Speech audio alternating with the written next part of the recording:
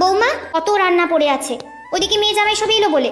মা, একটা কথা বলার ছিল। বাবা বলছিল আজ আপনার ছেলেকে নিয়ে যদি একবার ঘুরে আসি ও বাড়ি থেকে। তুমি না থাকলে ওদের যত্নার্থী কে করবে? আমি সমস্ত রান্না করে গুছিয়ে দিয়েই যাব।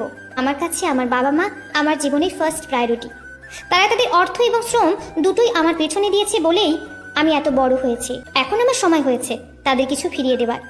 সন্তান হিসেবে এটা আমার কর্তব্য। আর এবাড়ির বউ হিসেবে যে কর্তব্যগুলো আছে সেগুলো, ওই তো একটা ছোট্ট স্কুলে বাচ্চাদের পড়াও।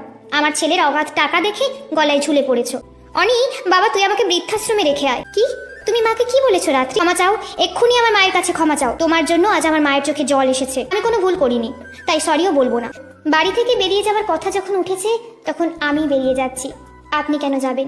এই বিনা মাইনের কাজের মেয়েকে যদি দরকার হয় ডেকে পাঠিও। আজ বরং আসি। বর্তমানে এমন অনেক রাত্রি আছে যারা শত যন্ত্রণা সহ্য করে শ্বশুরবাড়িতে থেকে যায়, কারণ তাদের কোনো যাওয়ার জায়গা নেই বলে।